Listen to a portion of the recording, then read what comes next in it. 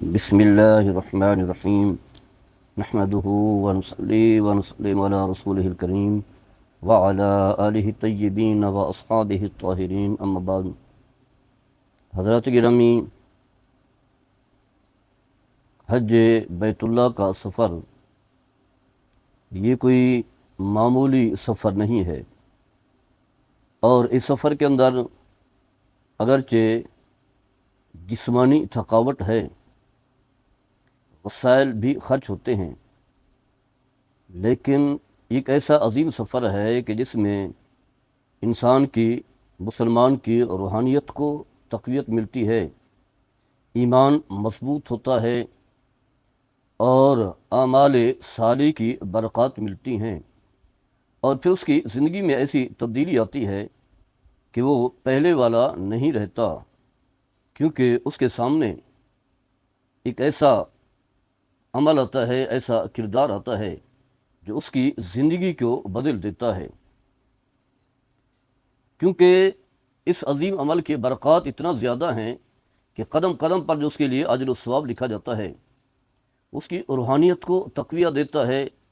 تزکیہ باطن اور تصفیہ قلب ہوتا ہے، اور پھر جب تزکیہ باطن ہو جائے تو انسان کی زندگی بدلتی ہے، اس کا کردار بدلتا ہے، اور پھر وہ پہلے والا نہیں رہتا۔ اس لیے جو لوگ اس اعزاز کو پانے کے لیے جا رہے ہیں، جا چکے ہیں، انہیں چاہیے کہ اس کی اہمیت کو سمجھیں، اس پر ملنے والا اجر و ثواب اسے پہچانیں، اور اس کی بدولت جو گناہوں کا ازالہ ہوتا ہے، گناہ معاف ہوتے ہیں، انہیں بھی یاد رکھنے کی کوشش کریں، اور ساتھ جب واپس آئیں تو پھر پہلے والی زندگی نہ ہو۔ تو الغرض بتانا یہ ہے کہ ایک ایمانی سفر ہے، روحانی سفر ہے، پاکیزہ سفر ہے، اور بڑا ہی عظیم سفر ہے۔ حدیث پاک میں آتا ہے، حضرت حسن بن علی رضی اللہ تعالیٰ عنہ اس حدیث کے راوی ہیں، فرماتے ہیں کہ رسول اللہ صلی اللہ تعالیٰ علیہ وسلم نے فرمایا، جہاد الکبیر والصغیر والضعیف والمرأۃ الحج والعمرۃ۔ فرمایا جو زیادہ عمر والے لوگ ہیں، بچے ہیں، کمزور لوگ ہیں، یا خواتین ہیں، یعنی وہی جو کمزور طبقہ، تو فرمایا ان کا جہاد یعنی اللہ کے دین کی سربلندی کے لیے، اللہ کے کلمے کو غلبہ دینے کے لیے لوگ اپنی جانوں کا نذرانہ پیش کرتے ہیں، مال رائے خدا میں قربان کرتے ہیں۔ بڑا عظیم عمل ہے، کیونکہ جہاد کی بدولت مسلمانوں کی عزت بھی بڑھتی ہے اور اسلام کا بول بالا بھی ہوتا ہے۔ تو واضح ہے جو طاقتور آدمی ہے، جوان ہے، وہی جہاد کر سکتا ہے، بوڑھا آدمی تو جہاد نہیں کر سکتا، اسی طرح جو کمزور ہے وہ بھی جہاد نہیں کر سکتا، خواتین ویسی صنف نازک ہوتی ہیں، بچے دوسروں کے محتاج ہوتے ہیں۔ لیکن آپ صلی اللہ تعالیٰ علیہ وسلم نے فرمایا ان کا جہاد حج ہے اور عمرہ ہے، گویا کہ جب یہ حج کر لیتے ہیں تو انہیں جہاد کی برکات ملتی ہیں، عمرہ کر لیتے ہیں، جہاد کی برکات ملتی ہیں۔ تو اس میں اسی بات کو واضح کیا گیا ہے کہ حج کا سفر جو ہے بڑا ہی عظیم اور روحانی سفر ہے۔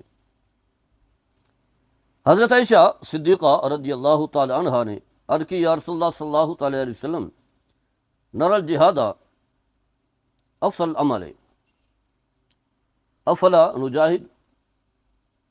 ہم دیکھتے ہیں کہ جہاد عظیم ترین عمل ہے، انسان بڑے جوش سے، جذبے سے اپنے آپ کو رائے خدا میں پیش کر رہا ہوتا ہے، تو بڑا عظیم عمل ہے۔ اس لیے ہر صحابی کی خواہش ہوتی تھی کہ میں جہاد میں ضرور موجود رہوں، یہاں تک کہ جو بچے ہوتے تھے وہ اپنے آپ کو بڑا شو کرنے کے لیے ایسی اوپر جو ہے وہ سر جو ہے اوپر کر لیتے تھے، تاکہ یہ پتہ چلے کہ یہ بھی بڑے ہیں۔ یہ ایک جذبہ تھا، بوڑھے آدمی جو ہے وہ بڑا شوق رکھتے تھے اور خواہش کرتے تھے کہ ہمیں بھی جہاد میں شامل کیا جائے۔ تو عرض کی، یا رسول اللہ صلی اللہ تعالیٰ علیہ وسلم، ہم دیکھتے ہیں کہ جہاد جو ہے بڑا عظیم عمل ہے، افضل عمل ہے، تو کیوں نہ ہم جہاد کریں؟ تو آپ نے فرمایا، قال اللہ، آپ نے فرمایا، لکن افضل جہاد حج مبرور۔ آپ صلی اللہ تعالیٰ علیہ وسلم نے فرمایا کہ بہترین جہاد جو ہے وہ حج ہے جس میں کوئی گناہ والا کام نہ ہو، یعنی جو حج کے آداب ہیں انہیں اپنایا جائے، حج جو ہے ریاکاری سے پاک ہو، دکھلاوے سے پاک ہو، اور اسی دوران جو ہے کوئی تکلیف پہنچے تو اس پر بھی صبر کریں، کسی سے لڑائی جھگڑا نہ ہو، گالی گلوچ نہ ہو، فسق و فجور نہ ہو، یعنی جو شرعاً ناپسندیدہ اعمال ہیں ان میں سے کسی ایک اگر جو ہے اسے نہ اپنایا جائے، اسے اگر اجتناب کر لیا جائے تو پھر یہ حج جو ہے حج مبرور ہوتا ہے، اور حج مبرور جو ہے وہ جہاد کے برابر ہے، بلکہ جہاد سے بھی افضل ہے۔ تو روحانی سفر ہے، بڑا عظیم سفر ہے۔ اسی طرح نبی کریم صلی اللہ تعالیٰ علیہ وسلم نے جتنی بھی عبادات ہیں، اعمال صالح ہیں، اللہ کے قرب کا ذریعہ بننے والے جو اعمال ہیں، ان میں سے افضل ترین عمل جو ہے حج بیت اللہ کو قرار دیا۔ جیسا کہ حضرت ابو ہریرہ رضی اللہ تعالیٰ عنہ اس حدیث کے راوی ہیں، فرماتے ہیں کہ نبی کریم صلی اللہ تعالیٰ علیہ وسلم سے پوچھا گیا ای الاعمال افضل، جتنے بھی اعمال ہیں اعمال صالح، اللہ کے قرب کا ذریعہ بننے والے اعمال، ان میں سے افضل ترین عمل کون سا ہے؟ تو آپ صلی اللہ تعالیٰ علیہ وسلم نے فرمایا ایمان باللہ و رسول ہی، کلمہ اسلام، کلمہ ایمان پڑھنا، یعنی اللہ پر ایمان لانا اور اللہ کے رسول پر ایمان لانا۔ پھر پوچھا ثم ماذا، اس کے بعد کون ہے، یعنی کلمہ پڑھ لینے کے بعد پھر کون سا عمل ہے؟ تو آپ نے فرمایا جہاد فی سبیل اللہ، اور رائے خدا میں جہاد کرنا۔ پھر پوچھا گیا ماذا، اس کے بعد پھر کون ہے؟ تو آپ نے فرمایا حج مبرور، حج مبرور، یعنی وہ حج جو مقبول حج ہے۔ تو اس میں بھی اسی بات کو واضح کیا گیا ہے کہ ایمان اور جہاد فی سبیل اللہ کے بعد افضل ترین عمل جو ہے وہ ہے حج بیت اللہ۔ کتنے خوش نصیب ہیں وہ لوگ جس اعزاز کو پانے کے لیے جا رہے ہیں۔ تو یہ ایسا عمل ہے جو ان کی روحانیت کی تقویت کا ذریعہ بنے گا اور ایمان جو ہے وہ بڑھے گا۔ اسی طرح حضرت ابو ہریرہ رضی اللہ تعالیٰ عنہ فرماتے ہیں نبی کریم صلی اللہ تعالیٰ علیہ وسلم نے فرمایا العمرۃ العمرۃ کفارۃ لما بینہما والحج المبرور لیس لہ جزاء الا الجنہ۔ فرمایا جب انسان ایک عمرہ کر لیتا ہے، اس کے بعد دوسرا جب عمرہ کرتا ہے تو ماضی کے درمیان والے جتنے بھی گناہ ہیں، گناہ دھل جاتے ہیں، عمرہ کرنے کی بدولت گناہ مٹ جاتے ہیں، گناہ معاف ہو جاتے ہیں۔ اور پھر فرمایا کہ حج مبرور جو ہے اس کا صلہ، اس کی جزا اللہ کی طرف سے جو ملے گی وہ جنت ملے گی، جنت جو ہے ملے گی۔ میرے آقا صلی اللہ تعالیٰ علیہ وسلم نے فرمایا، حضرت ابو ہریرہ حدیث کے راوی ہیں، فرمایا کہ من حج للہ فلم یرفث ولم یفسق راجع کیوم والدتہ امہ۔ فرمایا کہ جو شخص اللہ کی رضا کے لیے حج کرتا ہے، یعنی ریاکاری نہیں ہے، دکھلاوا نہیں ہے، سیلفیاں نہیں ہیں، کوئی اور مقصد نہیں ہے،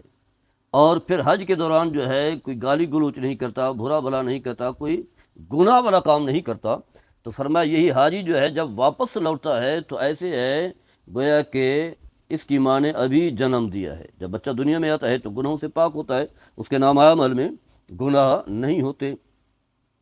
تو فرمایا حج کرنے کے بعد واپس آنے والا جو ہے اسی طرح گناہوں سے پاک ہو جاتا ہے۔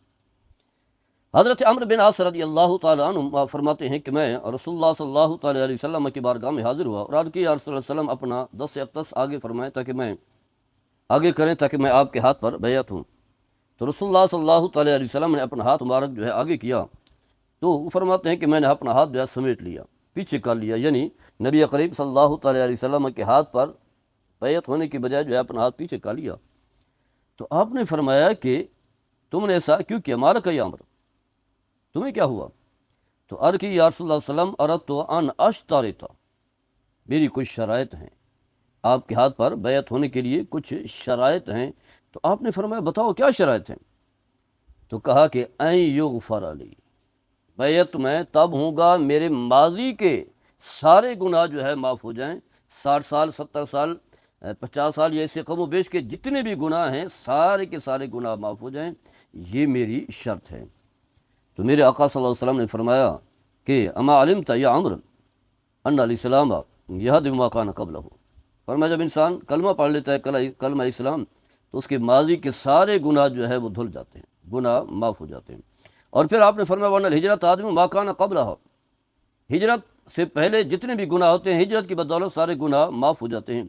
وَأَنَّ الْحَجَّ يَهْدِمُ مَا كَانَ قَبْلَهُ، فرمایا اسی طرح جو حج بیت اللہ کرتا ہے، حج کی بدولت جو ہے اللہ تعالیٰ اس کے ماضی کے سارے گناہ معاف فرما دیتا ہے۔ تو اس سے بڑھ کر کہ اور کیا روحانی جو ہے وہ سفر ہو سکتا ہے اس طرح کا سفر آپ کو کوئی بھی نظر نہیں آئے گا۔ جتنے بھی اعمال آپ کرتے ہیں، چاہے وہ نماز ہے، چاہے روزہ ہے، چاہے زکوٰۃ ہے، چاہے قربانی ہے، اس جیسی محنت بھی ہے، اس عمل میں مال بھی خرچ ہوتا ہے، دو عبادات کا مجموعہ بھی ہے، بدنی عبادت بھی ہے، مالی بھی ہے۔ جب زیادہ محنت ہے، مشقت ہے، وسائل زیادہ خرچ ہو رہے ہیں اور دونوں عبادات کا مجموعہ اس میں پایا جا رہا ہے، تو پھر ثواب بھی اتنا ہے، برکات بھی اتنی ملے گی۔ حدیث پاک میں آتا ہے، حضرت عبداللہ بن مسعود رضی اللہ تعالیٰ عنہ اس حدیث کے راوی ہیں، فرماتے ہیں کہ رسول اللہ صلی اللہ تعالیٰ علیہ وسلم نے فرمایا کہ تابعوا بین الحج والعمرۃ، فرمایا کہ حج اور عمرہ جو ہے ایک ساتھ کرو، جسے عام طور پر جو ہے حج تمتع بھی کہا جاتا ہے، یہ حج قران ہے، عمرے کے احرام باندھا ہے، اسی احرام کی حالت میں حج کر لیں تو حج قران ہے، اور اگر احرام عمرہ کر لینے کے بعد احرام سے نکل آئیں پھر حج کے دنوں میں حج کے احرام باندھ لیں تو حج تمتع ہے، زیادہ لوگ حج تمتع کرتے ہیں۔ تو فرمایا دونوں جو ہے حج اور عمرہ کریں، فرمایا فَإِنَّهُمَا يَنْفِيَانِ الْفَقْرَ وَالذُّنُوبَ، فرمایا حج اور عمرہ سے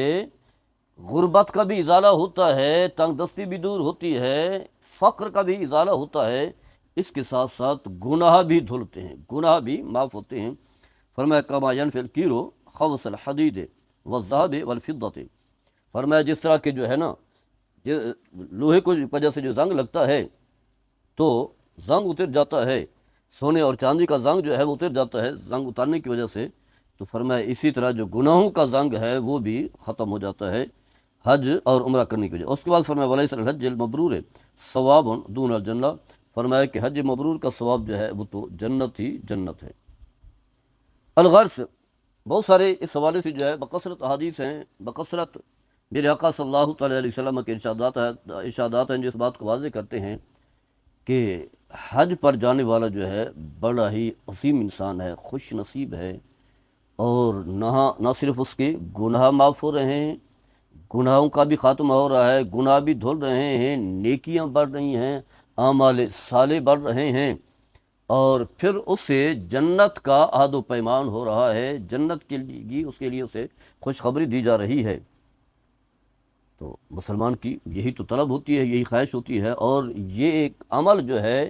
یہی روحانی عمل ہے، یہ کوئی جسمانی نہیں ہے جس سے جسم کو فائدہ ہو، جسم کو تقویت ہو، جسم کی اہمیت جو ہے وہ بڑھے، ایسا نہیں ہے، بلکہ روحانیت، قلب میں جو ہے پاکیزگی آتی ہے، روحانیت آتی ہے، تزکیہ آتا ہے، صفائی آتی ہے، اور حقیقت یہ ہے کہ اگر انسان کا باطن جو ہے عمدہ ہو جائے تو پھر اس کی آنکھوں میں بھی شرم حیا آتی ہے، ہاتھ بھی کسی کی طرف نہیں اٹھتے، کان بھی بری باتیں نہیں سنتے، اور زبان بھی کنٹرول میں رہتی ہے۔ اللہ تعالی ہم سب کو عمل کرنے کی توفیق عطا فرمائے۔ وما علیہ الا البلاغ المبین۔